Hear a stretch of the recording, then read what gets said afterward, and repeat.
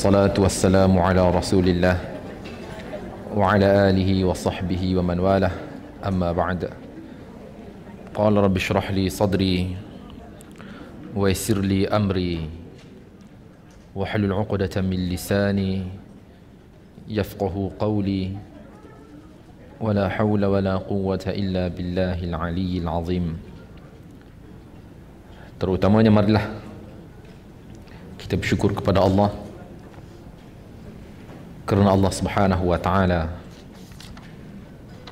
masih memberi kesempatan masa dan usia kepada kita dapat kembali kita bersua selepas kita berehat sejenak sebentar tadi.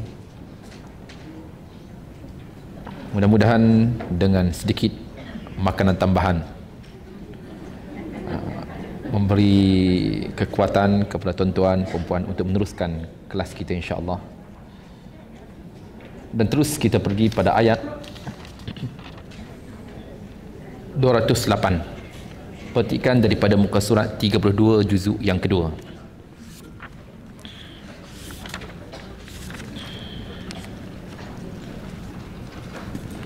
Muka surat 32 ayat 208.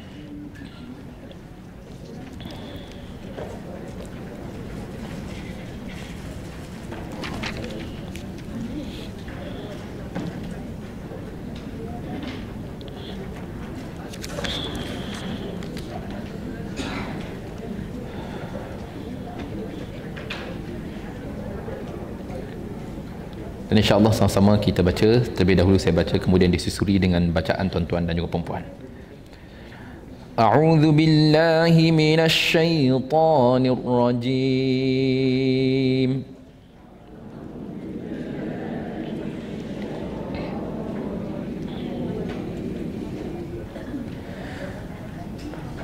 Ya ayyuhalladzina amanu udkhulu fis-silmi kaffatan wa la tattabi'u khutuwatis syaitan.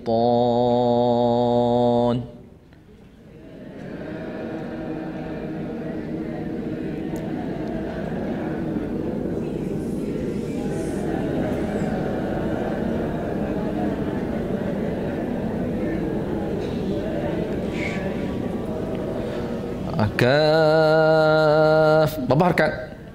Ya, 6 harkat. Apakah hukumnya? Ya, mad lazim kalimi musaqqal dan ianya wajib dibaca dengan 6 harkat. Kenapa dinamakan dengan musaqqal? Ya, ini disebut dengan berat kerana terdapat di sini tekanan yang kuat melihat kepada sabdu. Kita tekan panjang kemudian kita masuk ke dalam huruf fa, jadi secara tidak langsung sebutan itu lebih berat jika dibandingkan dengan bacaan yang ringan. Kaffatan, kemaskan bacaan, panjang kita pastikan dibaca dengan baik. Okay, sekali saya baca. Ya ayyuhalladzina amanu udkhulu fis-silmi kaffatan wa la tattabi'u khutuwatis syaitan.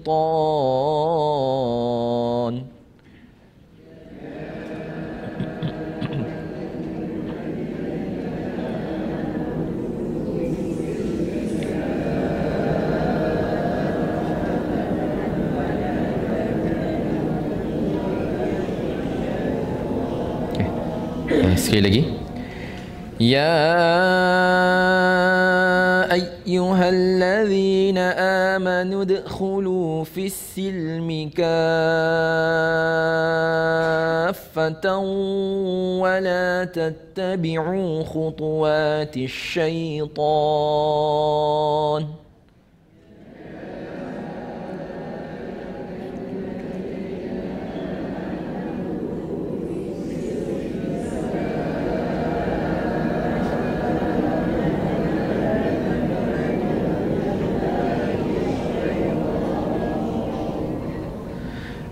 Innahu lakum adu'um mubin.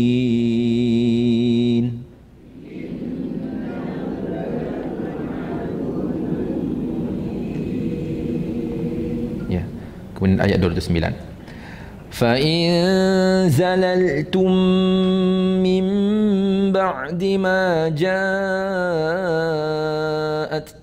الْبَيِّنَاتُ فَاعْلَمُوا أَنَّ اللَّهَ عَزِيزٌ حَكِيمٌ.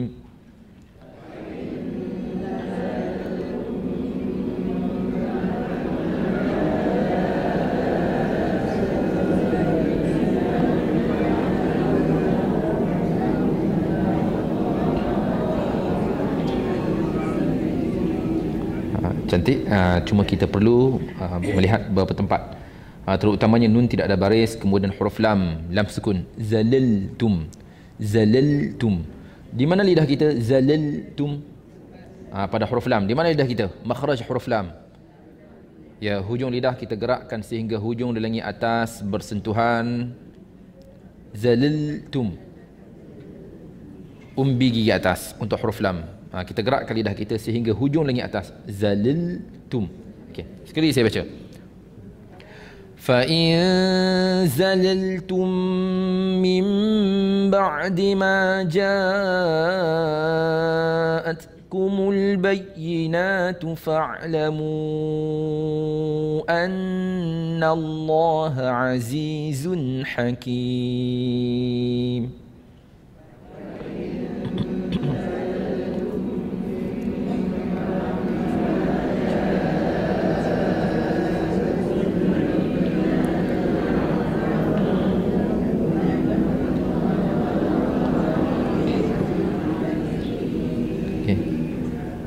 Ayat 210.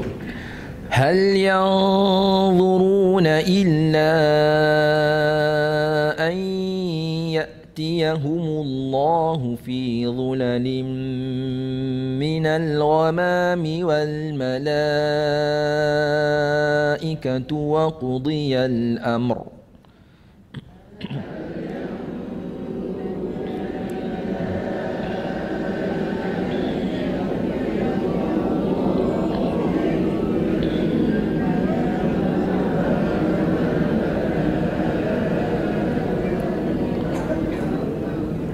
Amr, amr, nyatakan ra tebal. Amr, amr, amr. Okey. Sekali lagi saya baca. Hal yanzuruna illa an ya'tiyahumullahu fi dhulalin minal ghamami wal malaikatu wa qudiyal amr.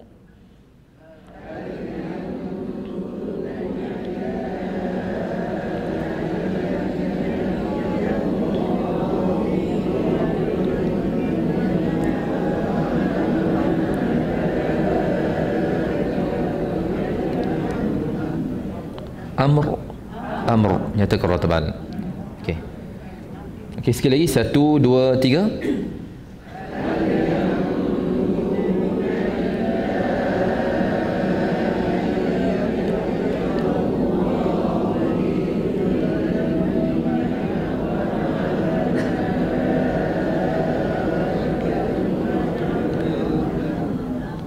Amr wa qudiyal amr. Amr. Wa ila Allahi turja'ul umur.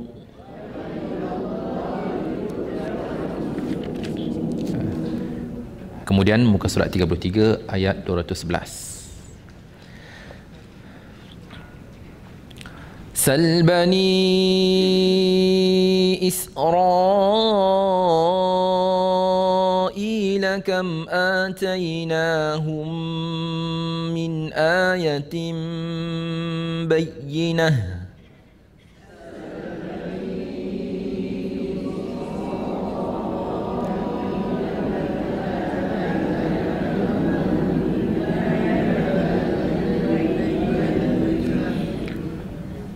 وَمَنْ يُبَدِّلْ نِعْمَةَ اللَّهِ مِنْ بَعْدِ مَا جَاءَتْهُ فَإِنَّ اللَّهَ شَدِيدُ الْعِقَابِ.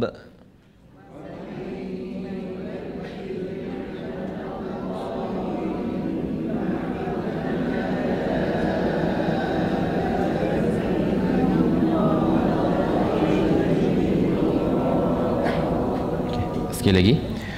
وَمَنْ يُبَدِّلْ نِعْمَةَ اللَّهِ مِنْ بَعْدِ مَا جَاءَتْهُ فَإِنَّ اللَّهَ شَدِيدُ الْعِقَابِ.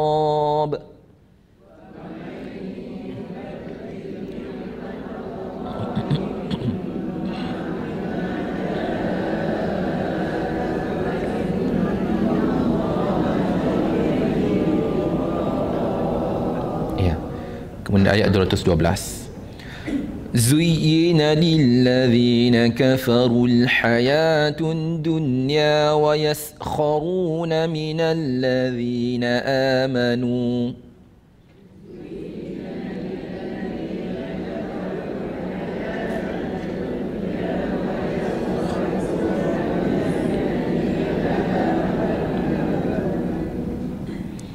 والذين اتقوا فوقهم يوم القيامة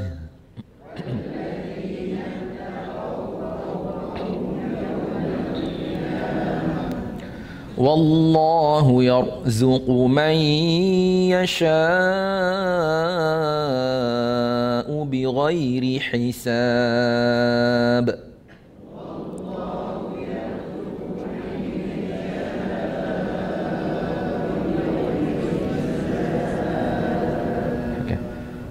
Kemudian ayat 213.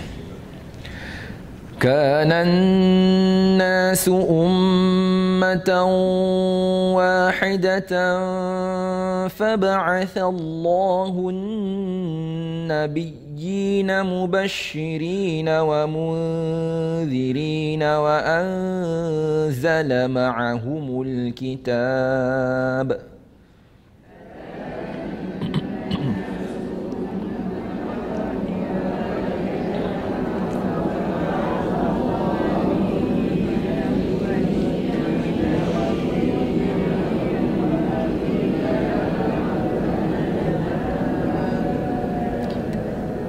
Sekali lagi.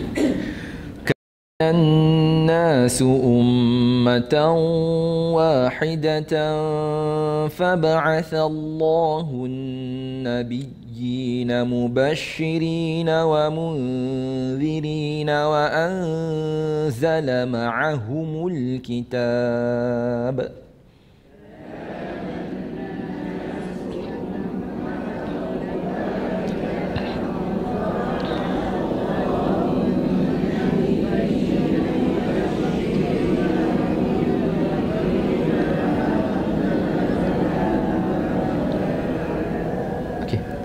Okey, tarik sedikit. Boleh, tuan-tuan, perempuan. Okey. Semua okey. Okey. Boleh lepas sarapan tu. Okey. Kita tarik sedikit. Wa anzala ma'ahumul kitaba bil haqqi liyahkuma bainan nasi fima ikhtalafu fihi.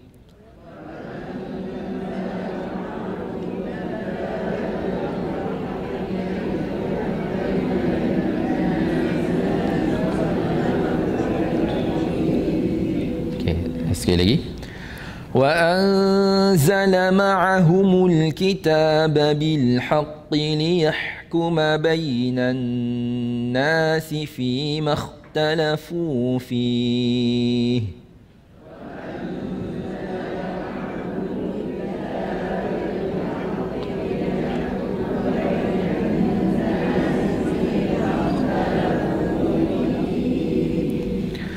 وما اختلف فيه إلا الذين أوتوه من بعد ما جاءتهم البينات بغيا بينهم.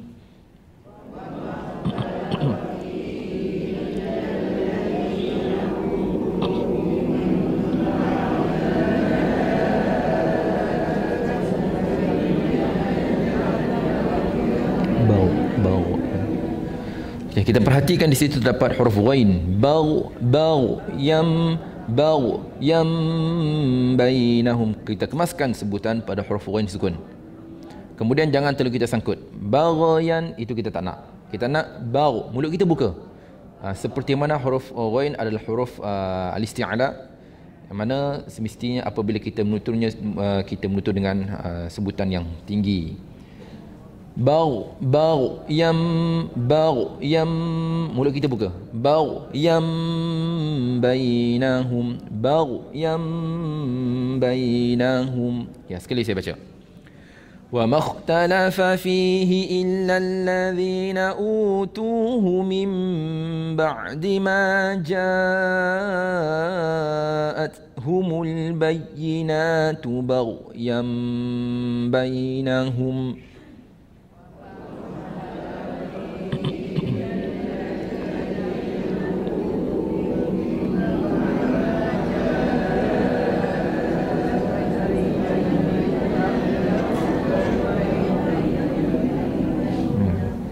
Kemudian fahadallahu alladhina amanu lima ikhtalafu fihi minal haqqi bi'idhnihi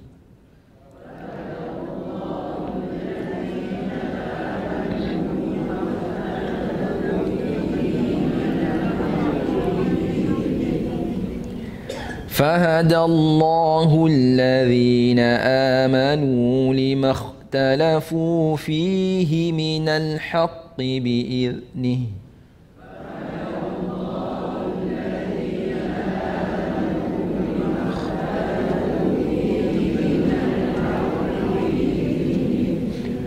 والله يهدي من يشاء إلى صراط مستقيم.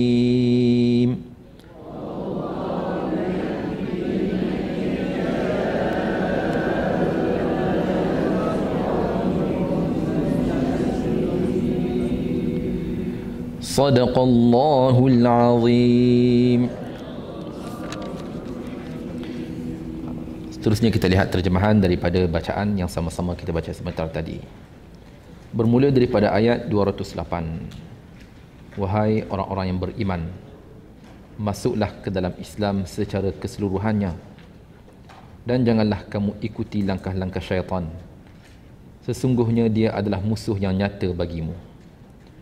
Tetapi jika kamu tergelincir setelah bukti-bukti yang nyata sampai kepadamu, ketahuilah bahawa Allah Maha Perkasa lagi Maha Bijaksana.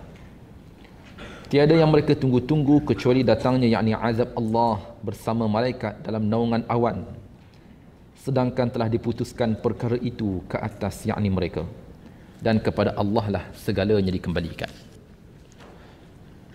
Muka surat 33. Tanyakanlah kepada Bani Israel, berapa banyak bukti yang nyata yang telah kami berikan kepada mereka. Barang siapa menukar nikmat Allah setelah, yakni nikmat itu datang kepadanya, maka sesungguhnya hukuman Allah sangat berat.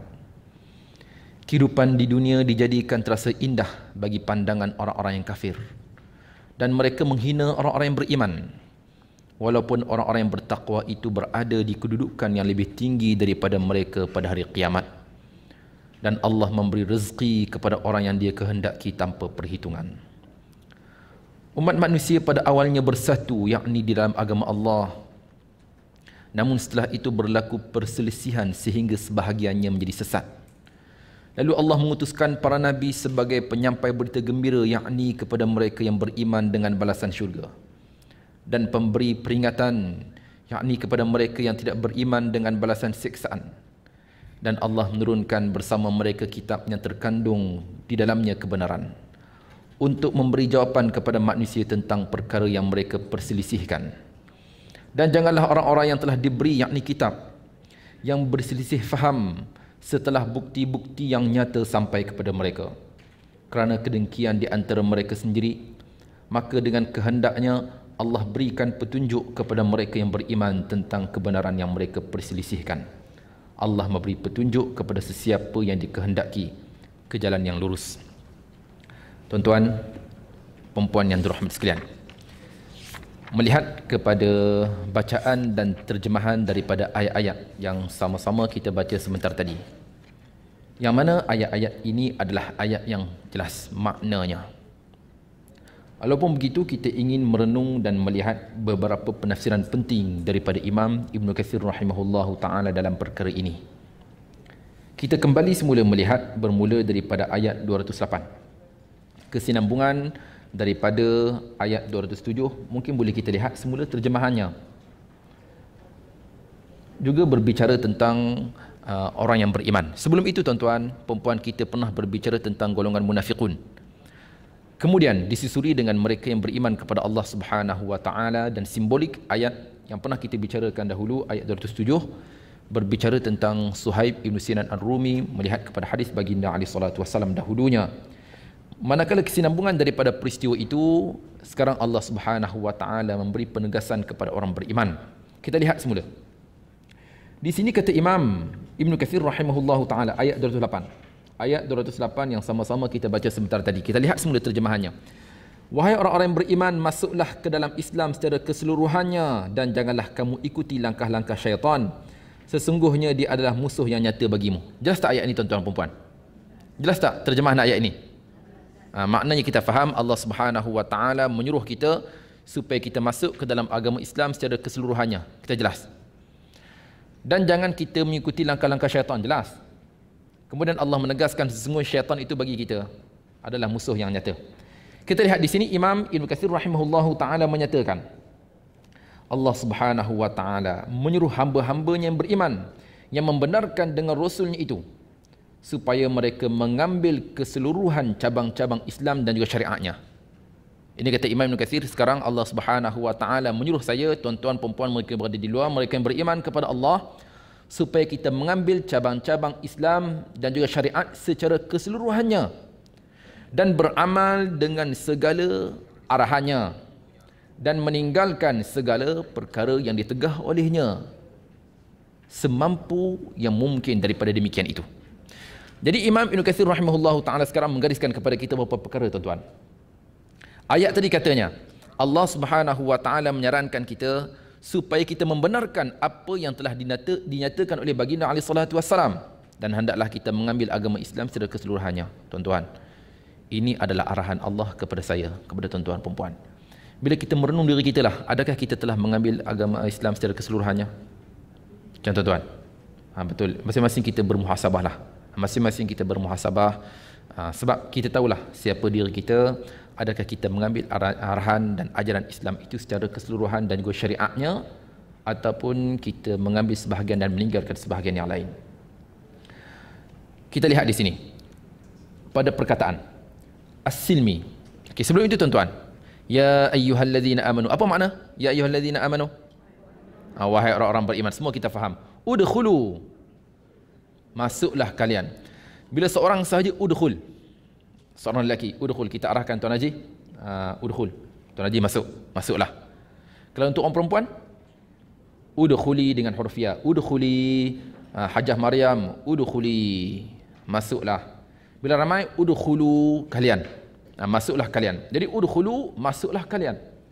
Fi silmi, di dalam silmi. Apa makna silmi? Jadi di sini Imam Ibn Katsir rahimahullah mengetengahkan beberapa pandangan. Yang pertama, ada yang berkata as-silmi artinya al-Islam. As-silmi di sini artinya Islam. Wahai orang-orang beriman, masuklah kalian ke dalam Islam secara keseluruhannya. Ini makna yang pertama. Makna yang kedua daripada Ar-Rabi' Ibn Anas, yang mana ia menyatakan as-silmi di sini adalah ketaatan. Maknanya, wahai orang-orang beriman, masuklah ke dalam ketaatan dengan secara keseluruhannya. Makna yang ketiga, Qatadah menyatakan al-mu'adah, iaitu perjanjian. Wahai orang-orang beriman, masuklah kalian ke dalam perjanjian secara keseluruhannya. Apa ni Ustaz? Maknanya di sini kita lihat, di sini para ulama berselisih pandangan. Kata Imam Ibn Katsir rahimahullah, dan Imam Ibn Katsir menggariskan tiga pandangan. As-silmi. Tadi kita lihat terjemahan di tangan kita Ustaz. Wahai orang-orang yang beriman, masuklah ke dalam Islam. Islam ini di antara maknanya. Sebab as-silmi kata mereka tadi ada tiga makna. Yang pertama, Islam. Yang kedua, apa lagi? Ketaatan. Yang ketiga, perjanjian. Ini di antara makna-maknanya. Jadi Ustaz, melihat kepada ketiga-tiga makna di atas, kita nak ambil makna satu. Kita katakan ketiga-tiga makna ini adalah makna yang betul. Itu yang pertama. Dan seperti mana biasa, kita lebih mengetengahkan supaya kita menghubungkan di antara makna-makna di atas daripada kita menjatuhkan. Bagaimanakah caranya? Begini. Wahai orang-orang beriman, masuklah kalian ke dalam Islam dengan penuh ketaatan, melihat kepada perjanjian yang telah dimaterai dengan secara keseluruhannya. Secara tidak langsung sekarang kita menghubungkan di antara ketiga-tiga makna untuk menjelaskan maknanya. Boleh faham tuan-tuan? Jadi kita lebih mengetengahkan pandangan untuk kita menghubungkan di antara makna-maknanya, sebab bagi kita melihat kepada pandangan yang diketengahkan oleh para imam ini amat bersesuaian melihat kepada kefahaman mereka dalam Al-Quran. Jadi kita menghubungkan di antara makna-maknanya. Jadi As-Silmi tadi ada 3 makna dan kita menghubungkan di antara tiga-tiganya. Ya, ini melihat kepada makna.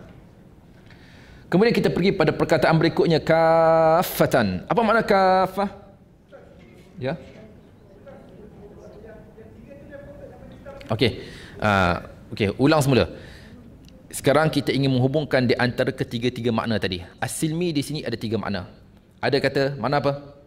Islam. Ada yang berkata maknanya kata Ar-Rabi' ibn Anas, ketaatan. Qatadah Ibnu Du'amah As-Sudusi menyatakan apa makna As-Silmi? Ya, perjanjian. Perjanjian. Ada 3 makna. Dan tadi juga kita telah kita lebih mengetengahkan pandangan yang menghimpunkan di antara ketiga-tiga makna itu. Tak ada masalah kita ambil Islam saja pun tak ada masalah. Cuma di sini kita lebih mengetengahkan ketiga-tiga makna untuk menjelaskan mafhum ayat.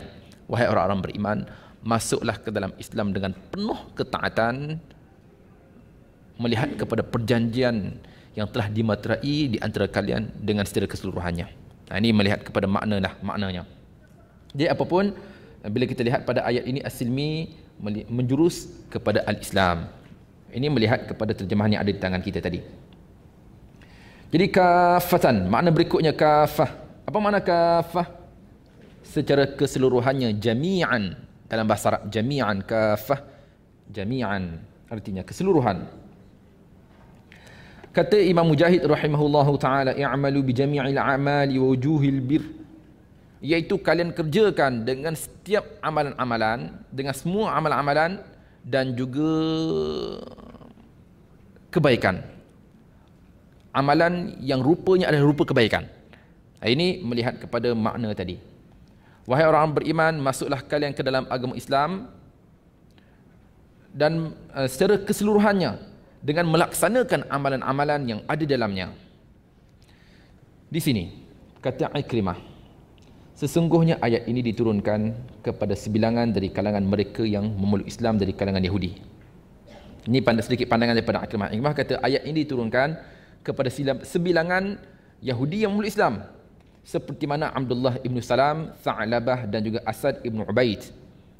Dahulunya kita juga pernah berbicara mengenai seorang sahabat Rasulullah yang popular, seorang Yahudi asalnya dan memeluk Islam. Okey tuan-tuan perempuan, yang lebih tepat seperti mana apa yang pernah kita bicarakan dahulu, bangsa ini disebut dengan bangsa Bani Israel. Bila sebut Yahudi, dia dinisbahkan kepada apa? Yahud apa dinisbahkan kepada apa? Ya, kepada agamanya. Kepada agama Bani Israel adalah bangsa. Manakala Ikrimah mengatakan ayat ini diturunkan kepada sebilangan mereka yang memeluk Islam dari kalangan Yahudi. Dan selain daripada mereka seperti mana Abdullah ibn Salam, Tha'labah, Asad ibn Ubaid. Bahkan dinyatakan ada pandangan dan sebilangan dari kalangan mereka yang meminta keizinan kepada Rasulullah sallallahu alaihi wasallam supaya mereka mendirikan kitab Taurat pada malam hari. Apa makna ceritanya? Cerita macam ni tuan-tuan perempuan. Kata Imam Ikrimah, ayat tadi diturunkan kepada sebilangan mereka yang dahulunya Yahudi memeluk Islam, yang mana mereka meminta keizinan kepada Rasulullah untuk menegakkan apa yang tertera dalam Taurat pada malam hari. Siang dengan Islam lah, malam dengan Taurat. Faham tak tuan-tuan? Ini di antara pandangan yang menyatakan ayat ini diturunkan kepada mereka simbolik mereka meminta keizinan kepada Rasulullah untuk mendirikan Taurat pada malam hari. Jadi Allah Subhanahu wa taala menurunkan ayat tadi dengan menyatakan wahai orang beriman, masuklah ke dalam Islam secara keseluruhannya. Maknanya amalan-amalan tersebut kena tinggalkan dan mesti melaksanakan apa yang terdapat dalam Al-Quran baik siang dan juga malam harinya. Okey. Fa amarahumullah Manakala Allah Subhanahu wa taala menyuruh mereka supaya mendirikan syariat Islam. Jika tadi mereka datang meminta keizinan supaya mendirikan Taurat pada malam hari, Allah Subhanahu wa taala mengarahkan supaya menerima Islam ini secara keseluruhannya dan mendirikan syariat Islam. Apapun dalam perkara ini ada beberapa pandangan. Sebab dinisbahkan kepada Abdullah bin Salam. Abdullah bin Salam dahulunya kita pernah berbicara seorang sahabat Rasulullah yang memeluk Islam. Siapa ingat ceritanya? Siapa ingat cerita tentang Abdullah bin Salam? Ada tak? Siapa ingat cerita tentang Abdullah bin Salam radhiyallahu taala anhu? Ya. Dia cerita tentang seorang Yahudi. Yang mana ini sebagai selingan je lah. Sebab sekarang kata Imam Ibn Katsir rahimahullah, cerita yang dikaitkan dengan Abdullah bin Salam ini ada pandangan. Ada problem. Ada masalah. Kenapa? Sebab Abdullah bin Salam bukan di kalangan mereka. Bukan dari kalangan mereka yang menegakkan Taurat di malam hari. Ceritanya yang pernah kita ceritakan dahulu Abdullah bin Salam. Yang mana dia menanti kedatangan Nabi akhir zaman di kota Madinah. Dia Yahudi asalnya. Jadi, apa yang dia buat tuan-tuan perempuan? Tuan-tuan okey tak ni? Ibu-ibu okey? Macam cerita baru je. Cerita ni saya dah cerita banyak kali. Kalau ustaz orang lama ni, ustaz cerita banyak kali pun kami rasa macam cerita baru. Saya rasa saya dah cerita ni banyak kali tuan-tuan. Cerita Abdullah bin Salam radhiyallahu taala anhu. Okey, tak apa, saya ulang sekali lagi lah ceritanya. Jadi Abdullah bin Salam seorang Yahudi dan dia juga adalah ahbar. Dia hibrun min ahbar. Dia juga di antara pendeta daripada pendeta-pendeta Yahudi, ulama besar dia lah, ulama besar Yahudi. Menanti kedatangan Nabi akhir zaman seperti mana apa yang telah dijanjikan di sisi kitab suci mereka. Jadi tunggu. Jadi bila baginda alaihi salatu wasallam datang, dia datang jumpa Rasulullah. Dan dia mengetengahkan kepada Rasulullah sallallahu alaihi wasallam dengan beberapa persoalan. Dia kemukakan kepada Rasulullah tentang beberapa persoalan. Di antara soalannya,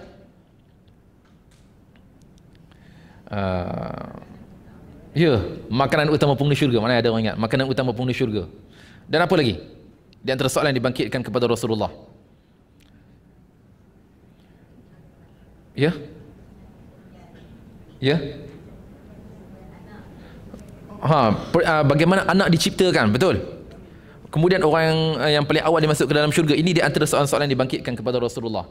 Dan dia memberi jaminan di awalnya. Dia kata soalan-soalan ini tidak diketahui melainkan dia adalah seorang Nabi. Memang dia datang nak jumpa Rasulullah dan dia dah cerita pada awal. Jawapan-jawapan ni soalannya tidak diketahui melainkan seorang Nabi je. Kemudian baginda alaihi salatu wasallam menjawab satu persatu soalan di atas. Lalu apa yang berlaku? Dia membenarkan Rasulullah dan dia beriman kepada baginda alaihi salatu wasallam. Kemudian dia mendedahkan kepada Rasulullah, innal yahuda qaumun buhutun in alimu bi islami qabla an tas'alhum anni bahatuni 'indak. Ya Rasulullah, sesungguhnya Yahudi ini adalah kaum yang terkenal dengan tipu daya. Sebab sekarang dia telah memeluk Islam, dia mendedahkan kepada Rasulullah, ya Rasulullah, sesungguhnya Yahudi adalah kaum yang terkenal dengan tipu daya. Sekiranya mereka mengetahui tentang keislamanku sebelum mereka mengetahuinya, pasti akan mendedahkan pembohongan mereka itu di sisimu. Maknanya dia orang ni tak tahu lagi. Apa kata, sebelum dia orang tahu, kelak akan mendedahkan pembohongan mereka itu di hadapanmu. Maknanya dia ada beberapa perancangan dia lah dengan Rasulullah untuk menunjukkan kepada baginda alaihi salatu wasallam Yahudi adalah kaum yang terkenal dengan tipu daya, kuat menipu. Jadi Yahudi pun datang jumpa Rasulullah. Tadi Abdullah bin Salam telah memeluk Islam dan dia merencanakan rancangan dengan Rasulullah untuk melihat Yahudi menipu. Okay, tak apalah. Bila kemudian Yahudi pun datang jumpa Rasulullah, manakala Abdullah bin Salam terus menyelinap di sebalik tabir. Betul, dia katakan oleh Tuan Haji tadi. Abdullah bin Salam pun terus menyelinap di balik tabir dan tidak dilihat oleh kaumnya bahawasanya dia telah mendahului mereka. Itu tak apalah.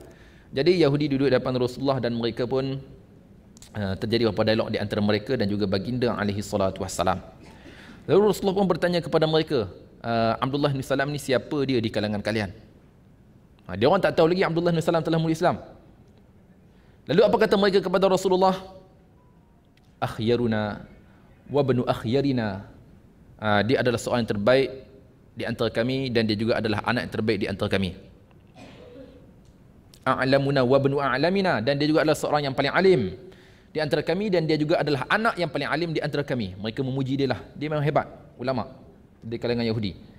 Lalu Rasulullah pun bertanya kembali kepada mereka, apa pandangan kalian sekiranya Abdullah ibnu Salam memeluk Islam? Nah, macam mana cerita? Sekiranya dia memeluk Islam, lah korang kata dia yang paling alim, dia paling baik semua dia. Lalu mereka pun berkata kepada Rasulullah, semoga Allah menyelamatkan beliau.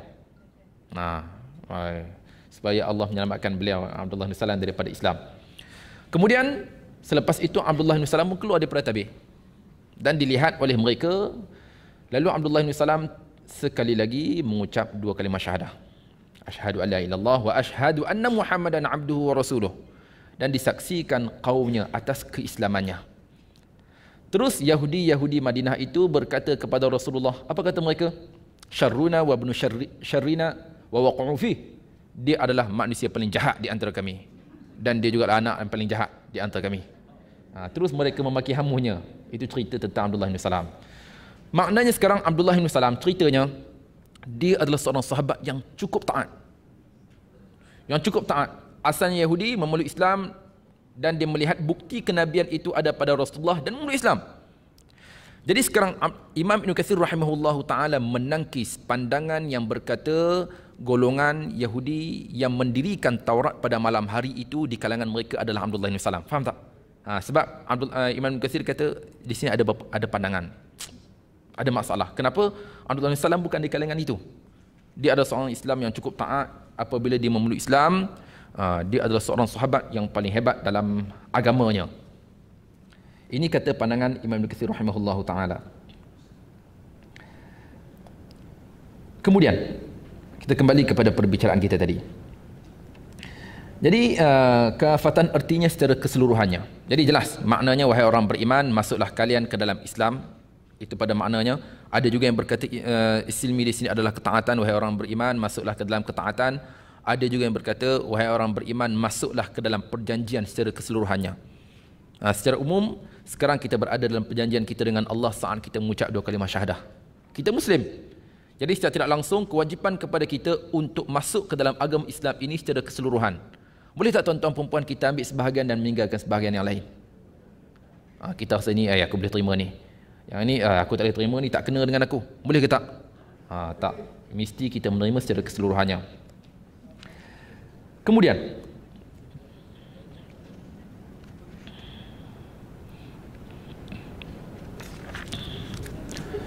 kita pergi pada poin berikutnya. Wala tattabi'u khutuwatis syaitan. Wala tattabi'u khutuwatis syaitan. Artinya dan janganlah kalian mengikuti langkah-langkah syaitan. Di sini kata Imam Ibn Katsir rahimahullahu taala, "I'malu ta'at wajtanibu ma ya'murukum bihi syaitan." Lakukanlah ketaatan dan jauhilah apa yang disuruh kepada kalian oleh syaitan. Jadi sekarang Imam Ibn Katsir rahimahullahu taala menyatakan makna jelas tuan-tuan. Makna jelas ayat tadi. Cuma di sini Imam Ibn Katsir sedikit menyatakan, artinya lakukanlah ketaatan dan jauhkanlah daripada apa yang disuruh kalian ini oleh syaitan. Itu katanya. Hal ini juga bersesuaian firman Allah Subhanahu wa taala, petikan daripada suratul Baqarah ayat 169. Innama ya'murukum bis-su'i wal fahsya'i wa an taqulu 'ala Allahi ma la ta'lamun. Kita lihat surah Al-Baqarah 169.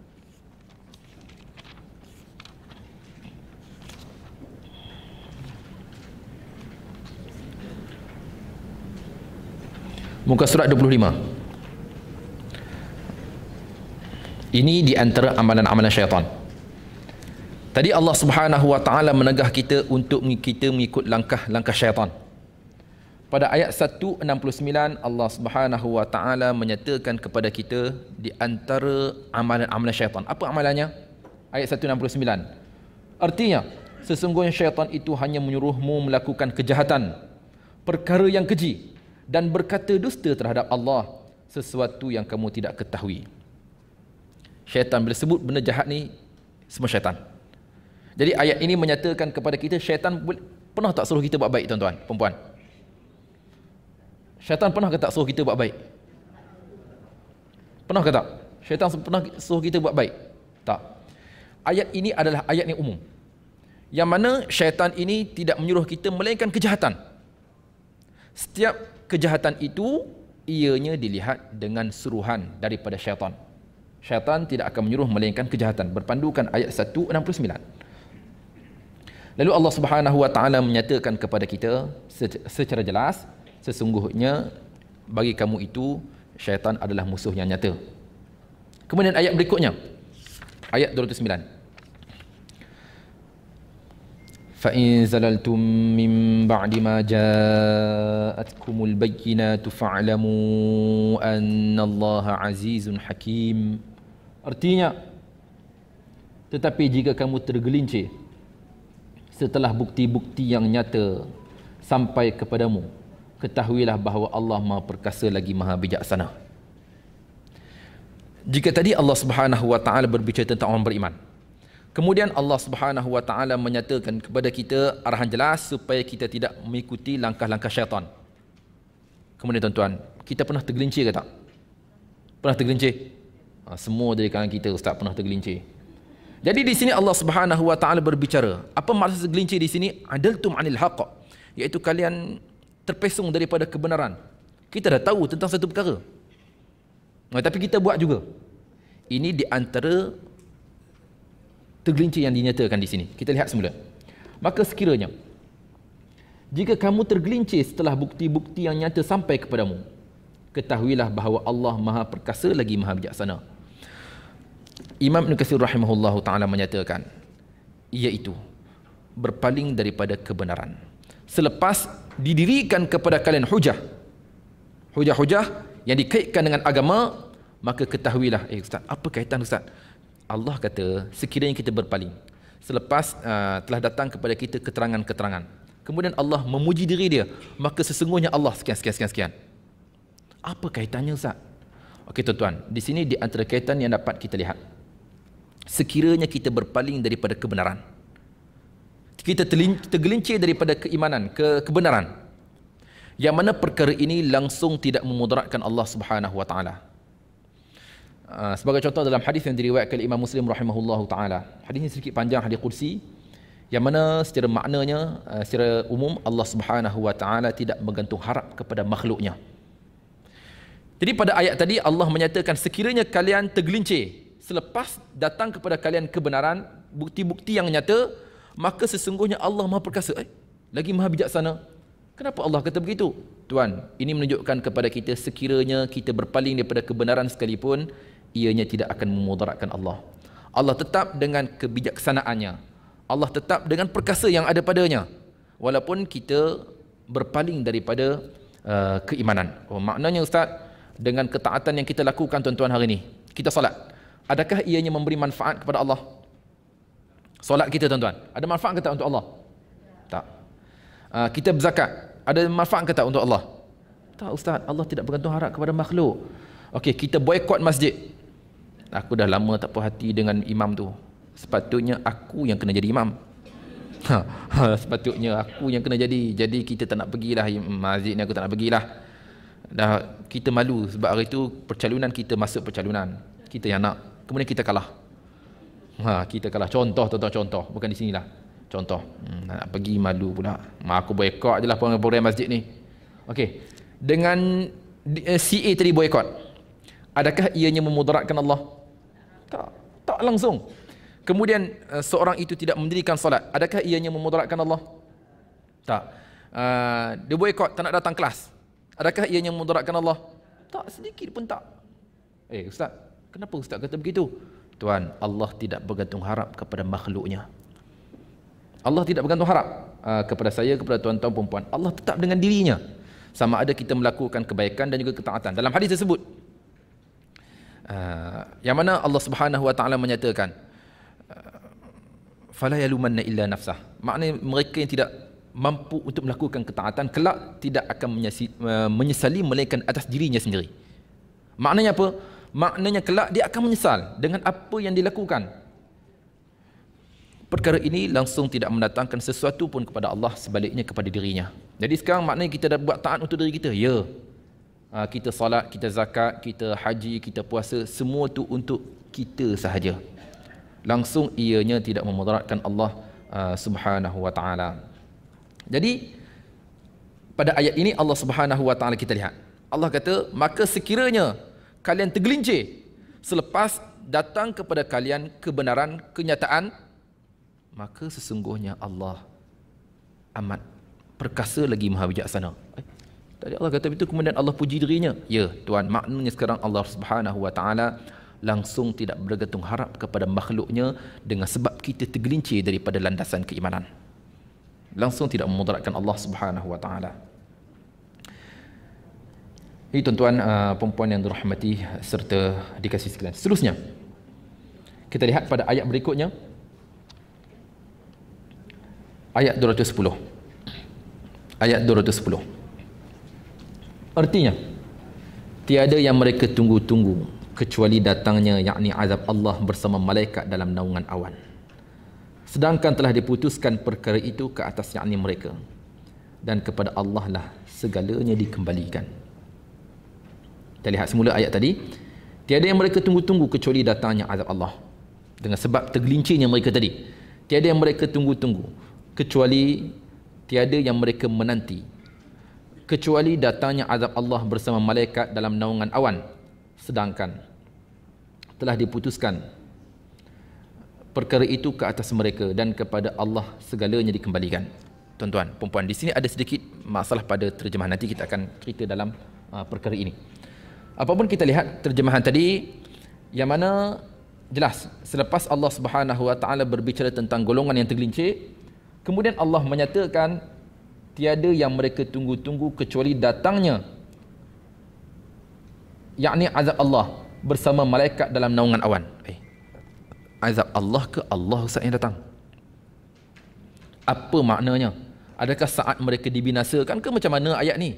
Okey, kita lihat apa kata Imam Ibn Katsir rahimahullahu taala. Yaqulu ta'ala muhaddidan lil kafirin bi Muhammadin sallallahu alaihi wasallamuhu alaihi. Allah Subhanahu wa taala berfirman sebagai mengancam, ancaman kepada golongan kafir, orang kafir, dengan kedatangan baginda alaihi salatu wassalam. Pada ayat tadi, tiada yang mereka tunggu-tunggu kecuali datangnya, yakni azab Allah bersama malaikat. Kata Imam Ibn Katsir rahimahullahu taala, yakni yaumal qiyamah, ini adalah hari kiamat. Oh, maknanya seperti mana apa yang dijanjikan kelak akan berlakunya kiamat. Penantian dimaksudkan di sini adalah penantian kiamat. Ya. Kata Imam Ibn Katsir rahimahullah, yakni yaumal qiyamah. Penantian dimaksudkan pada ayat ini adalah penantian di kiamat kelak. Di faslul qada'i bainal awwalin wal akhirin. Saat dibicarakan di antara mereka yang terdahulu dan juga mereka yang terakhir, maka Allah Subhanahu wa taala membalas setiap amalan dengan apa yang dilakukan olehnya. Sekiranya baik, maka baiklah, dan sekiranya jahat, maka jahatlah. Kita kembali melihat ayat ini, tuan-tuan, perempuan. Kami kurang jelas Ustaz, apa maknanya? Ya, dipersilakan. Apa maknanya? Kita lihat semula, tuan-tuan. Tiada yang mereka tunggu-tunggu kecuali datangnya, yakni azab Allah bersama malaikat dalam naungan awan. Sedangkan telah diputuskan perkara itu ke atas mereka, dan kepada Allah lah segalanya dikembalikan. Imam Ibn Katsir rahimahullah menyatakan ayat itu berbicara tentang kiamat saat diadili di hadapan Allah Subhanahu wa taala. Bila berbicara tentang kiamat, yang dimaksudkan di situ yang datang kelak adalah Allah Subhanahu wa taala dan juga para malaikatnya. Hal ini juga melihat kepada sabda baginda alaihi salatu wasallam dalam hadis yang terkenal, tuan-tuan, perempuan dirahmati sekalian. Hadis yang diriwayatkan oleh Imam Az-Zahabi rahimahullahu taala menunjukkan kelak Allah Subhanahu wa taala akan datang pada hari kiamat. Ustaz, biar betul Allah akan datang kelak pada hari kiamat? Ya.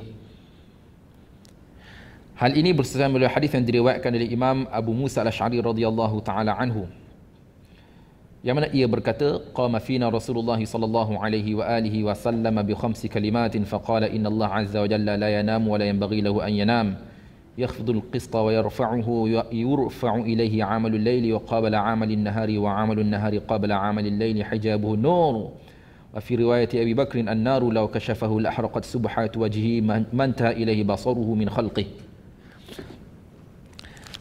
Makna sekarang Imam Ibn Katsir rahimahullah mengaitkan ayat tadi berlaku pada hari kiamat. Kelak Allah Subhanahu wa taala akan datang pada hari kiamat. Allah akan datang pada hari kiamat. Ini melihat kepada pandangan dari Imam Ibn Katsir rahimahullahu taala, melihat hadis yang diriwayatkan oleh Imam Muslim rahimahullahu taala daripada Abu Musa al-Asy'ari. Saya baca hadis ni. Yang mana pernah ia berkata, pernah Rasulullah sallallahu alaihi wa alihi wasallam berdiri di antara kami. Ialah para sahabat duduk, Rasulullah bangun berdiri di antara mereka dengan 5 kalimah. Rasulullah menyampaikan dengan 5 poin daripada baginda alaihi salatu wasallam. Manakala baginda bersabda, sesungguhnya Allah Azza wa Jalla tidak tidur dan tidak layak baginya untuk tidur. Tak layak untuknya bagi tidur. Ini melihat kepada sabda Rasulullah. Yakhfidul qista wa yarfa'uhu. Manakala Allah Subhanahu wa taala boleh sahaja meletak timbangan dan juga mengangkatnya. Ini juga perbicaraan pada hari kiamat. Allah tak tidur dan dia juga tak layak untuknya tidur. Dan Allah Subhanahu wa taala boleh meletak timbangan dan dia juga boleh mengangkatnya. Manakala dan Allah juga dia mengangkat kepadanya amalan lail, amalan malam hari kepadanya sebelum amalan siang. Apa ni Ustaz, kami tak fahamlah. Maknanya amalan yang kita lakukan siang harinya tuan-tuan perempuan, ianya akan diangkat oleh Allah sebelum tibanya malam. Malam pula tukar amalannya. Hal ini juga bersama hadis yang diriwayatkan Imam Muslim rahimahullah. Pernah kita bicarakan dahulunya tuan-tuan, yang mana dalam kehidupan kita malaikat bekerja ikut shift. Malaikat yang bersama dengan kita sekarang mencatat amalan kita ada shiftnya. Yang mana malaikat ini bertukar ketika solat apa? Solat asar dan juga solat solat subuh. Amalan kita akan ditukar. Malaikat subuh tadi dia naik pula bertemu dengan Allah. Dia tukar ketika solat asar. Yang solat asar tadi dia turun semula. Ini melihat kepada shift yang telah ditetapkan oleh Allah Subhanahu wa taala. Yang mana Allah Subhanahu wa taala mengangkat kepadanya amalan malam sebelum amalan siang dan amalan siang sebelum amalan malam. Hijabuhun nur, dan penghalang di antara Allah itu adalah cahaya. Ini di antara poin yang dinyatakan oleh Rasulullah. Sekiranya disingkap tirai tadi, semestinya akan terbakar. Ustaz, maknanya penghalang Allah itu Ustaz, adanya penghalang di antara Allah? Ya. Sekiranya ia diselak, maka terbakarlah makhluknya. Hal ini juga bersama oleh hadis yang diriwayatkan oleh Aisyah radhiyallahu taala anha, berbicara tentang malam Al-Isra. Malam Isra tuan-tuan, malam itu adakah Rasulullah melihat Allah? Malam Isra Rasulullah tengok Allah ke tak? Tidak. Yang mana baginda alaihi salatu wassalam kata Aisyah, nurun anni arah, cahaya sesungguhnya aku melihatnya. Maknanya pada malam itu Rasulullah hanya melihat cahaya saja. Cahaya itu adalah hijab, penghalang di antara Rasulullah dan juga Allah. Dalam hadis tadi, sekiranya diselak tirai itu, akan terbakar habis makhluk. Maknanya Ustaz, kelak akan berlaku peristiwa ini yang mana Allah Subhanahu wa taala akan mengadili makhluknya pada hari kiamat. Ya. Hal ini bersesuaian melihat kepada ayat yang sama-sama kita baca tadi. Yang mana Allah Subhanahu wa taala, Ustaz, kalau begitulah hancur semua, terbakar, tahan ke kita? Macam mana tuan-tuan? Ya, hal ini juga bersama firman Allah Subhanahu wa taala petikan daripada surah Hadid, kelak mata kita tuan-tuan diperbuat daripada besi. Pada besi mata kita yang mana ianya mampu bertahan melihat kepada peristiwa akan berlaku kelak pada hari kiamat. Apapun, kita kembali semula pada perbicaraan kita ini melihat kepada pandangan daripada Imam Ibn Katsir rahimahullahu taala. Ayat ini berbicara tentang hari kiamat, saat Allah Subhanahu wa taala juga datang dan mengadili para makhluknya. Kita lihat semula pada ayat tadi. Tiada yang mereka tunggu-tunggu kecuali datangnya Allah bersama malaikat dalam naungan awan, sedangkan telah diputuskan perkara itu ke atas yakni mereka, dan kepada Allah lah segalanya dikembalikan.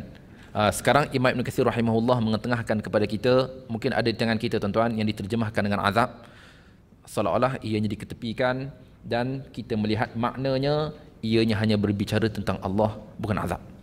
Kelak Allah Subhanahu Wa Taala sendiri akan datang pada hari kiamat melihat kepada pandangan yang kita kemukakan tadi.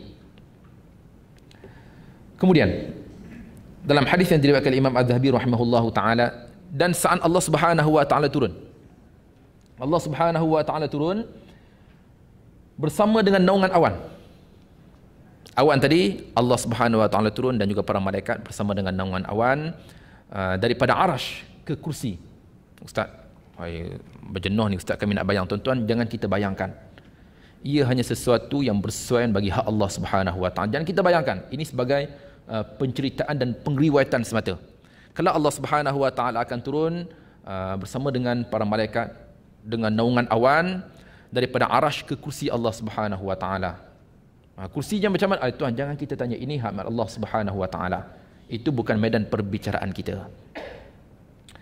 Kemudian kita lihat pada ayat yang berikutnya. Jadi jelas pada ayat tadi perbicaraan tentang hari kiamat, kelak Allah Subhanahu Wa Taala akan datang dan juga para malaikatnya untuk mengadili para makhluknya.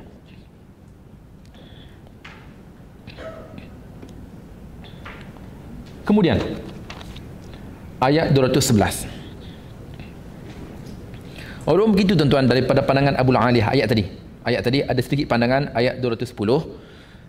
Ini sedikit info kepada kita, yang mana dia berkata para malaikat datang bersama dengan naungan awan. Manakala Allah Subhanahu Wa Taala juga datang kelak pada hari kiamat, bukan sebegitu. Ini di antara pandangan lah. Apapun kita melihat kepada pandangan tadi, juga melihat kepada konteks ayat menunjukkan kelak Allah Subhanahu Wa Taala akan datang pada hari kiamat. Allah akan datang. Kemudian Ustaz, Allah Subhanahu Wa Taala ada tirai di antara makhluk dan juga Allah Subhanahu Wa Taala. Tirai itu daripada cahaya yang kita nyatakan tadi. Dalam hadis yang lain, ianya dikaitkan dengan api. Kemudian ayat 211. Ayat 211 artinya, tanyakanlah kepada Bani Israel, berapa banyak bukti yang nyata yang telah kami berikan kepada mereka. Barang siapa menukar nikmat Allah setelah nikmat itu datang kepadanya, maka sesungguhnya hukum Allah sangat berat. Okey tuan-tuan, selepas kita berbicara tentang orang beriman, kemudian Allah cerita tentang golongan yang tergelincir.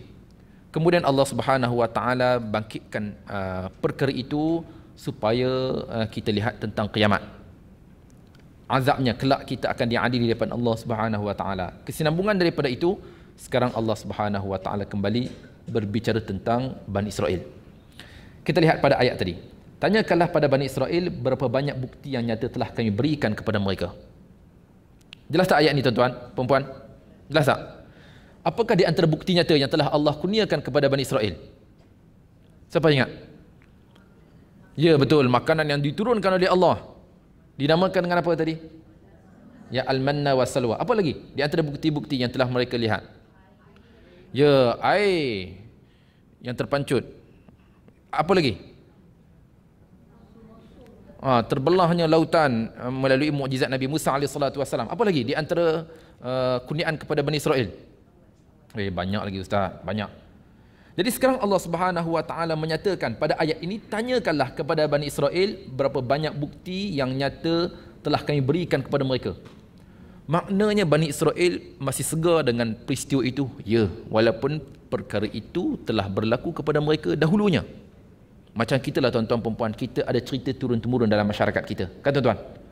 Apa cerita turun-temurun yang sampai kepada kita? Cerita turun-temurun yang sampai kepada kita? Kan cerita turun-temurun. Betul, itu di antara cerita dongeng lah, cerita dongeng. Cerita dongeng pun banyak, cerita yang tiba-tiba pun banyak, itu cerita kita lah sampai. Begitu juga peristiwa ini ada dalam kalangan setiap masyarakat. Masyarakat Indianya ada cerita yang sampai kepada dia orang, cerita Cina pun, masyarakat Cina pun begitu juga. Ada cerita yang masih hidup di kalangan mereka. Bani Israel pun begitu juga. Cerita tentang para Nabi alaihissalatu wassalam masih berlega di kalangan mereka, walaupun cerita itu telah ribuan tahun. Jadi sekarang Allah Subhanahu Wa Taala menyarankan kepada baginda alaihissalatu wassalam, tanyalah kepada Bani Israel berapa banyak bukti yang nyata telah kami berikan kepada mereka. Barang siapa menukar nikmat Allah setelah nikmat itu datang kepadanya, maka sesungguhnya hukuman Allah itu sangat berat. Di sini kata Imam Ibn Katsir rahimahullahu taala, Allah Subhanahu wa taala berfirman mengkhabarkan tentang Bani Israel.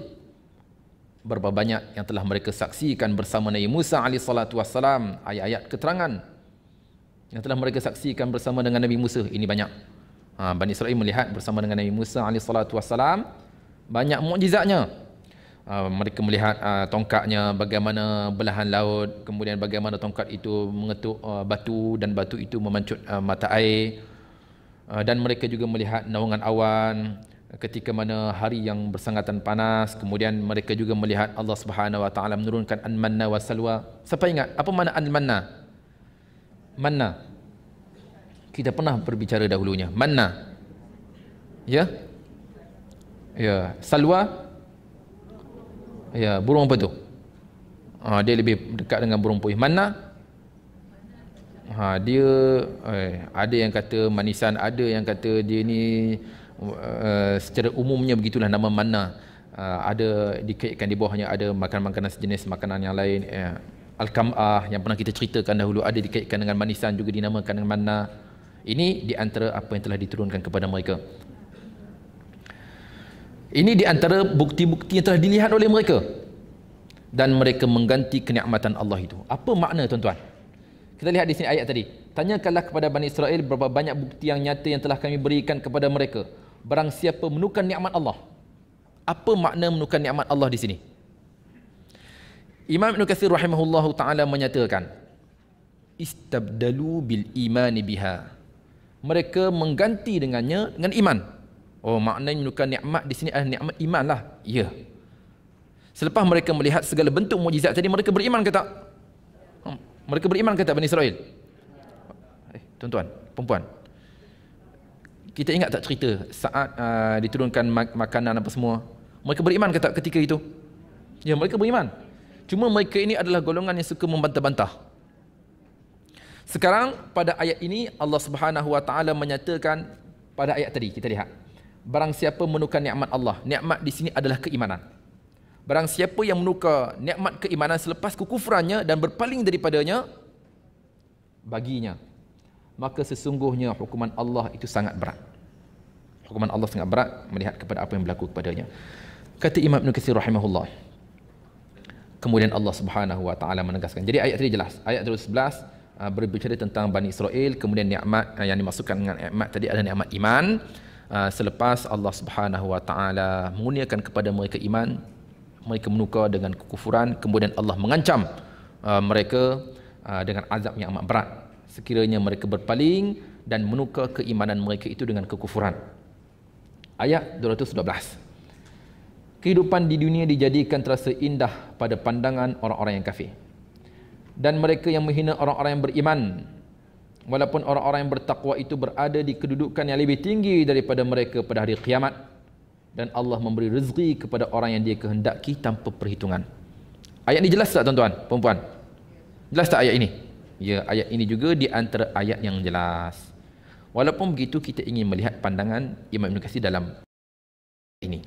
Katanya, kemudian Allah Subhanahu wa taala mengkhabarkan bagaimana kehidupan dunia ini menjadi perhiasan kepada orang kafir. Mereka redha dengannya dan mereka tenang dengan kehidupan dunia. Mereka menghimpun harta benda dan mereka juga menegah daripada mengeluarkan harta tadi seperti mana apa yang disuruh dengannya. Apa pula ni tuan-tuan? Sekarang Imam Ibn Katsir rahimahullahu ta'ala menyatakan ayat ini ayat berbicara tentang orang kafir. Dunia ini menjadi perhiasan buat mereka dan mereka menegah daripada mengeluarkan apa yang disuruh. Satu yang diredai oleh Allah untuk dikeluarkan dan mereka tegah. Dan mereka seringkali memperolok-olok orang beriman dan berpaling daripadanya. Jadi melihat kepada ayat ini, kita lihat sekali lagi, kita lihat. Kehidupan di dunia dijadikan terasa indah pada pandangan orang-orang kafir. Realitinya betul tak tuan-tuan perempuan? Kata Allah, kehidupan di dunia dijadikan terasa indah pada pandangan orang-orang kafir. Betul ke tak? Betul ke tak? Betul tuan-tuan. Betul. Dan mereka menghina orang-orang beriman. Betul ke tak? Sebab tuan-tuan, ada beberapa pandangan yang diharamkan kepada kita. Sebaliknya, ianya adalah satu yang indah buat mereka.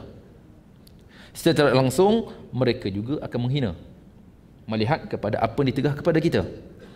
Jadi melihat kepada ayat ini adalah yang jelas. Dan hal ini juga selaras dengan apa yang dinyatakan oleh Imam Ibn Katsir rahimahullahu ta'ala. Kemudian kita lihat pada ayat tadi. Walaupun kehidupan di dunia dijadikan terasa indah pada pandangan orang-orang kafir dan mereka menghina orang beriman, walaupun orang-orang bertakwa itu berada di kedudukan yang lebih tinggi daripada mereka pada hari kiamat, jelas.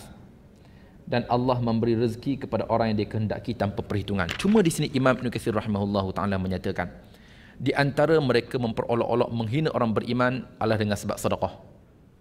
Dengan sebab sedekah. Kita dalam Islam,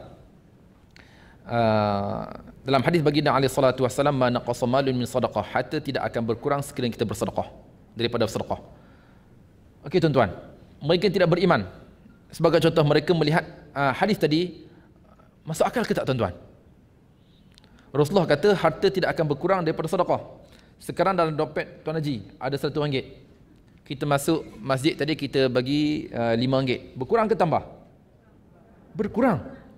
Jadi dengan sebab ini mereka mentertawakan kita. Apa dalam Islam kata makin bertambah padahal makin berkurang. Contoh bentuk penghinaan mereka kepada kita. Jadi di sini Allah Subhanahu wa taala menegaskan kepada kita tentang apa yang akan berlaku kepada mereka kelak. Sebab itu dikaitkan pada ayat tadi, wallahu yarzuqu man yasha'u bighairi hisab. Jadi apapun tuan-tuan dan puan, dalam hadis Rasulullah dinukilkan oleh Imam Ibn Katsir rahimahullahu taala, di antara saranan kita dalam beragama, ibnu Adam, unfiq alaik. Anak Adam, infakkanlah, semestinya akan diinfakkan kepada kalian. Apa makna tuan-tuan dan puan? Kenapa Rasulullah menyarankan begitu? Kita keluarkan harta kemudian akan digandakan harta kita ke? Ya. Ini di antara bentuk keimanan kita. Dalam hadis baginda alaihi salatu wasallam juga berbicara tentang hinanya dunia. Berbeza kita dengan mereka. Jika mereka tadi pada kehidupan mereka adalah satu kesenangan. Pada kehidupan mereka tadi adalah satu yang indah bagi mereka, orang bukan Islam. Mereka yang tidak beriman kepada Allah Subhanahu wa taala. Dalam hadis Rasulullah sallallahu alaihi wasallam, kata Imam Ibn Katsir rahimahullah, kembali mengingatkan kita semula. Yaqulu ibnu Adam mali wa halaka min malik illa ma akalta fa afnaita wa ma labista fa ablaita wa ma tasaddaqta fa amdaita wa ma siwa dhalika fa dhahibun wa tarikuhu linnas. Dalam hadis baginda alaihi salatu wasallam, kelak anak Adam akan berkata, hartaku. Dan adakah bagi kamu daripada harta kamu melainkan apa yang kamu makan akan binasa. Betul tak tuan-tuan dan puan? Kita makan akan binasa. Dan apa yang kamu pakai pasti akan rosak. Betul tak? Dan apa yang kamu sedekahkan itu, maka dia akan terus bergerak. Beza. Kita sedekah, ianya akan kekal dan dia akan hidup. Dan selain daripada itu, maka ia akan pergi dan akan ditinggalkan kepada manusia. Betul lah, makanan kita akan binasa, pakaian kita juga akan rosak. Kemudian harta kita nanti, semua kita akan tinggalkan kepada manusia. Jadi dalam hadis ini, Rasulullah kembali mengingatkan kita perbezaan kita dengan mereka. Bagi mereka hidup adalah sekali. Itu bagi mereka. Bagi kita, kehidupan kita bukan hanya di sini, bahkan kelak akan ada penantian berikutnya. Akan ada kehidupan berikutnya selepas kematian kita di dunia. Dalam hadis baginda alaihi salatu wassalam, yang mana baginda para malaikat akan turun daripada langit setiap pagi harinya. Dan para malaikat ini, kedua-dua malaikat ini berdoa kepada Allah, Allahumma a'ti munfiqan khalafa wa a'ti mumsikan talafa. Ya Allah, kau kurniakanlah kepada orang yang infak harta yang digandakan, dan engkau kurniakanlah kepada mereka yang mengenggam harta dengan kehancuran. Ini di antara doa-doa para malaikat. Berbeza kita dengan mereka. Jadi sekarang seolah-olah Imam Ibn Katsir rahimahullah mengaitkan pada ayat tadi tuan-tuan. Ayat tadi, kehidupan di dunia dijadikan terasa indah pada pandangan orang-orang kafir dan mereka menghina orang-orang beriman dengan sebab syariat yang telah disyariatkan kepada kita, terutamanya dalam bab sedekah. Mereka menghina kita, ialah kita bersedekah, logik akalnya harta berkurang. Betul tak? Tapi dalam agama harta kita tidak berkurang. Jadi Imam Ibn Katsir rahimahullah seolah-olah mengaitkan dalam bab ini. dalam bab ini, dan dia mengukuhkan semula kepada kita penghinaan ini dikaitkan dengan sedekah kita. Jadi dia menyarankan kepada kita dengan beberapa hadis daripada baginda alaihi salatu wassalam, satu arahan, satu kelebihan dan kebaikan kepada kita saat kita mengeluarkan harta, iaitu harta kita tidak akan berkurang, yang mana para malaikat sentiasa berdoa kepada Allah saat kita berinfak, mereka berdoa supaya harta kita digandakan. Kemudian juga Rasulullah sallallahu alaihi wasallam mengingatkan kepada kita apa yang kita miliki hari ini ia akan binasa punya, supaya kita ingat tentang hari akhirat kelak. Kita makan, tuan-tuan perempuan, kita makan shell out sebagai contoh, sedapnya lama mana? Lobster kita makan, sedapnya lama mana tuan-tuan? Lama mana kita makan sedap? Ustaz, atas lidah je Ustaz, atas lidah je, betul tak tuan-tuan perempuan? Lalu je pada lidah, semua rasa sama. Masuk je perut rasa sama je. Durian rambutan rasa sama je. Yang beza di lidah je Ustaz. Betul. Sebab itu Rasulullah sallallahu alaihi wasallam bangkitkan kepada kita tentang masalah ini. Wa hal laka min malik, dan adakah bagi kamu itu harta kamu? Melainkan apa yang kamu makan pasti binasa punya. Binasa kita makan. Walaupun makanan itu mahal ke murah ke, sama je dia akan binasa. Jadi tuan-tuan, perempuan, itu dalam agama kita. Kemudian pada akhir ayat tadi Allah Subhanahu wa taala menyatakan, walaupun orang bertakwa itu berada di kedudukan lebih tinggi daripada mereka pada hari kiamat. Ini perbezaan yang ketara orang bertakwa dan orang yang kafir kepada Allah. Dan Allah memberi rezeki kepada orang yang dikehendaki tanpa perhitungan. Ini melihat kepada hari akhirat kelak. Di sini kata Imam Ibn Katsir rahimahullahu taala, ay yarzuqu man yasha'u min khalqih. Allah akan merezekikan siapa yang dikehendaki daripada makhluknya, dan dia juga mengurniakan pemberian yang banyak tidak terhitung, sama ada di dunia dan juga di akhirat. Yalah, pemberian yang diberikan oleh Allah Subhanahu wa taala berbeza, betul tak tuan-tuan? Berbeza, ada yang Allah beri banyak, ada yang Allah beri sedikit di dunia. Begitu juga hal ini berlaku pada hari kiamat. Semuanya melihat kepada pemberian Allah Subhanahu wa taala kepada makhluknya. Manakala di sana, kata Imam Ahmad, hadis diriwayatkan Imam Ahmad rahimahullahu taala, hadis ini didhaifkan oleh sebilangan imam daripada Nabi sallallahu alaihi wasallam, ad-dunya darun man la darah. Dunia adalah sebuah tempat tinggal bagi mereka yang tidak ada tempat tinggal. Dunia ada tempat tinggal bagi mereka yang tidak ada tempat tinggal, dan harta bagi mereka yang tidak ada harta. Dan baginya menghimpunkan di antara dunia dan juga harta itu bagi mereka tidak ada akal. Ini walaupun hadis ini ada sedikit pandangan, cuma kita melihat kepada maknanya. Maknanya cukup baik, iaitu dunia ini adalah tempat tinggal bagi mereka yang tidak ada tempat tinggal. Betul tak tuan-tuan? Dunia adalah tempat tinggal bagi mereka yang tidak ada tempat tinggal. Betul kalau kita melihat sebilangan orang tuan-tuan, seolah-olah dia akan hidup selama-lamanya. Betul. Contoh tuan-tuan, ini banyak berlaku dalam masyarakat kita, terutama dalam perebutan harta. Contoh, biasa orang kita dulu, orang lama dulu, dia akan wasiat mulut je, kan tuan-tuan perempuan?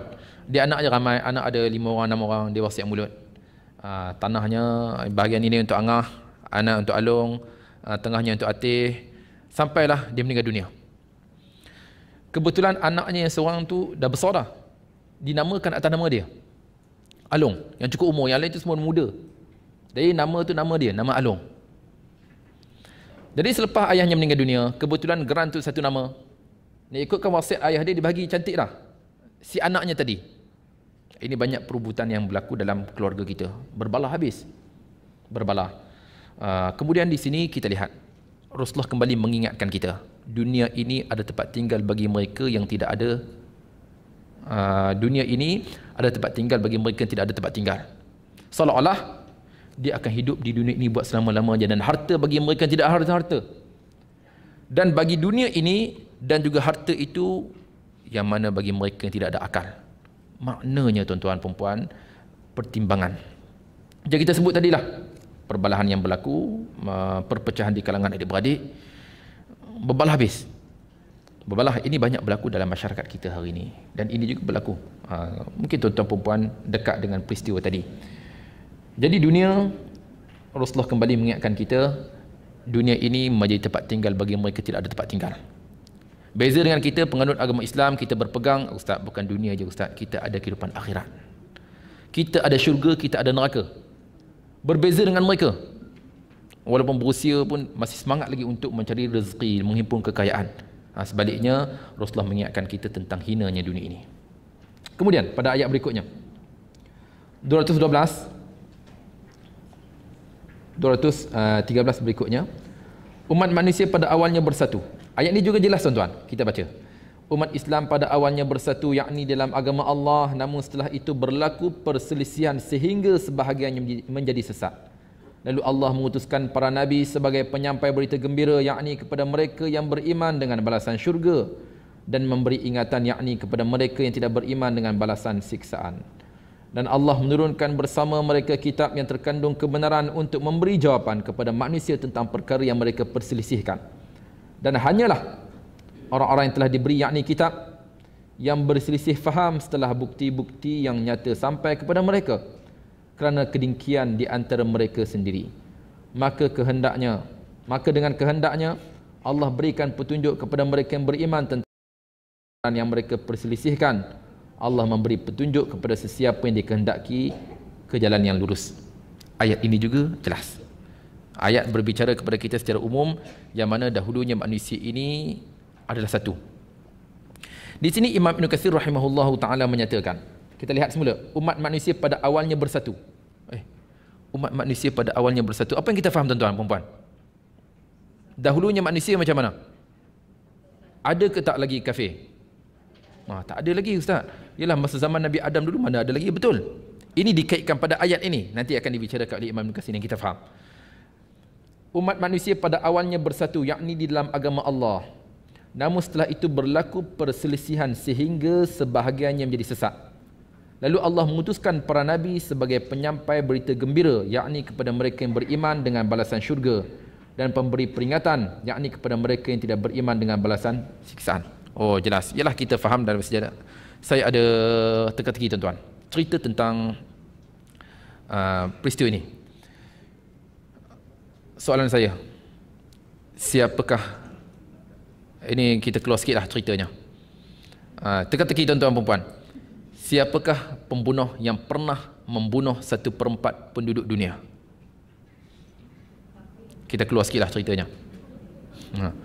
Siapakah pembunuh yang pernah membunuh 1/4 penduduk dunia? Siapa tuan-tuan? Ya? Kita keluar sikit lah ceritanya. Kata Tuan Haji Hitler. Siapa lagi? Ya, ada kata Israel. Ada lagi? Ya, ini cerita tentang keluarga Nabi Adam. Ustaz, maknanya situ Nabi Adam, isterinya Habil dan juga Qabil. Kes pembunuhan pertama di atas muka bumi pada saat itu hanya terdapat 4 orang saja. 4 orang manusia. Ustaz, bukankah pembunuhan itu berlaku dengan sebab perebutan perempuan? Kan kita tahu kan cerita sebab berebut anak dara. Sebut perempuan rupanya. Itu cerita yang dikaitkan dengan Israeliat. Apapun kita cerita tentang 4 manusia. Nabi Adam, isterinya dan juga 2 putera mereka, Habil dan Qabil, dan berlaku pembunuhan di antara salah satu di antara mereka, dan menjadikan pembunuhan ini yang pertama atas muka bumi, dan pembunuhnya telah membunuh 1/4 dari penduduk bumi ketika itu. Jadi ceritanya sekarang di sini kita lihat yang mana umat manusia pada awalnya bersatu, yakni di dalam agama Allah, namun setelah itu berlaku perselisihan sehingga sebahagiannya menjadi sesat. Jelas. Ceritanya kita faham pada awalnya dahulu semua Islam. Kemudian selepas berlaku zaman, berlaku perselisihan di antara manusia dan berlakunya kesesakan. Tuan-tuan, kita pernah cerita dahulu tentang manusia pertama yang memasukkan berhala pertama dalam kota Mekah. Saya pernah cerita dulu kepada tuan-tuan perempuan. Cerita tentang apa? Cerita tentang berhala pertama masuk. Asalnya okey je, penduduk Mekah, mereka berada di atas syariat Nabi Ibrahim pada awalnya. Kemudian berlakulah perselisihan di antara mereka, kemudian terjadinya apa yang berlaku sehinggalah diutuskan baginda alaihi salatu wasalam. Jadi pada ayat ini Allah Subhanahu wa taala menyatakan umat manusia pada awalnya bersatu yakni dalam agama Allah, namun setelah itu berlaku perselisihan sehingga sebahagiannya menjadi sesat, lalu Allah mengutuskan para nabi sebagai penyampai berita gembira. Imam Ibn Katsir rahimahullahu taala menyatakan daripada Abdullah bin Abbas, ada cerita di sini. Kata Abdullah bin Abbas, dahulunya di antara Nabi Nuh dan juga Nabi Adam 100 kurun. Satu kurun lama mana? 10 kurun. Lama mana 10 kurun? Ya, satu kurun 100 tahun, 1000 tahun. Katanya, kata Abdullah bin Abbas, di antara Nabi Nuh dan juga Nabi Adam 10 kurun. Kesemua mereka berada di atas syariat yang benar, maka mereka berselisih pandangan, berbalah. Maka Allah Subhanahu wa taala mengutuskan para nabi untuk memberi berita gembira dan juga ancaman kepada mereka. Kemudian dia berkata, demikian itu terdapat pada qiraat yang lain. Ini melihat kepada pandangan. Secara umumnya pandangan Abdullah bin Abbas tadi. Kata dia Nabi Adam dan juga Nabi Nuh, jarak mereka selama 10 kurun. Yang mana mereka ini bermula daripada Nabi Adam sampai Nabi Nuh berada dalam syariat. Kemudian bermula daripada zaman Nabi Nuh berlaku perselisihan, pertembungan pendapat, maka berbalah di antara mereka. Lalu Allah Subhanahu wa taala mengutuskan para nabi alaihi wassalatu wassalam. Jadi tuan-tuan dan puan yang dirahmati sekalian, Nabi Adam alaihi salatu wassalam, kita melihat pada poin tadi, Nabi Adam alaihi salatu wassalam adakah disebut sebagai rasul? Siapakah nabi pertama yang diutuskan oleh Allah Subhanahu wa taala kepada umat manusia? Siapa tuan-tuan? Nabi pertama yang diutuskan oleh Allah Subhanahu wa taala kepada umat manusia. Nabi Adam ke Nabi Nuh? Di sini pun ada perselisihan pandangan. Ada kata Nabi Adam, ada kata Nabi Nuh. Ustaz, kalau kita tengok poin ni, Ustaz, poin ni lah kata Imam Ibn Katsir daripada Abdullah bin Abbas.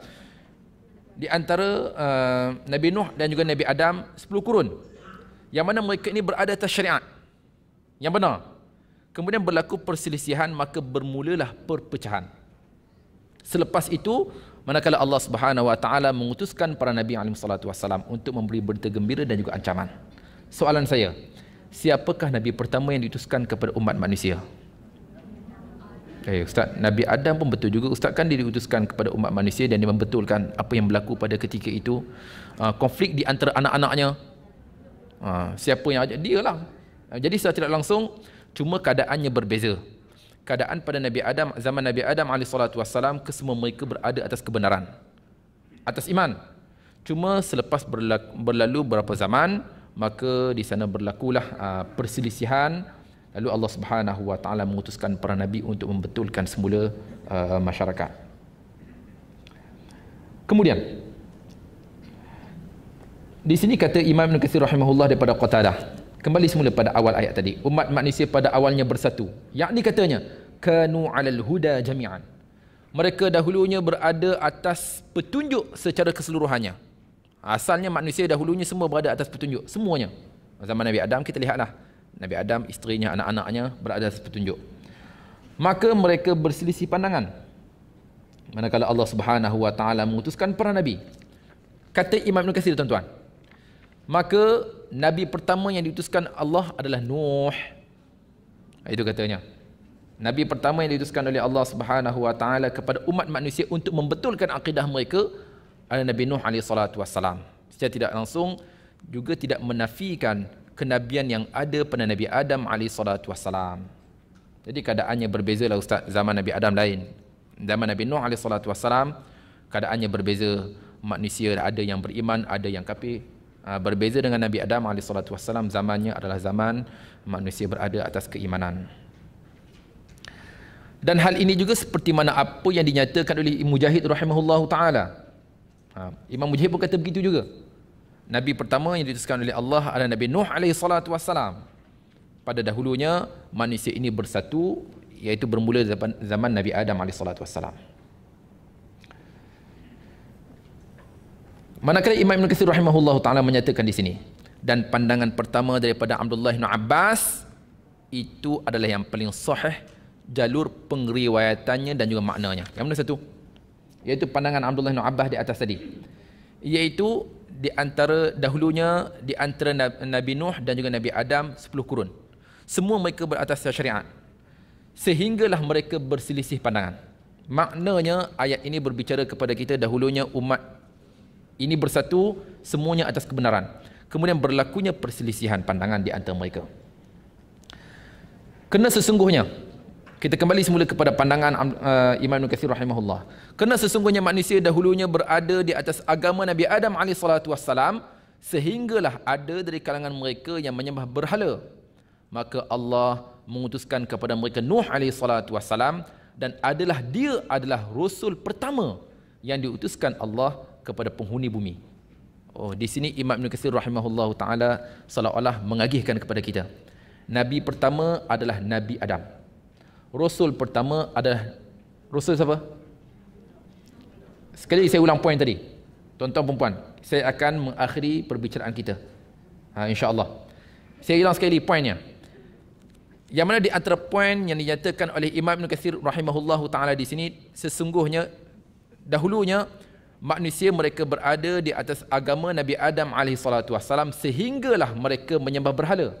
Maka Allah mengutuskan Nabi Nuh AS, maka adalah dia Rasul pertama yang diutuskan Allah kepada penghuni bumi.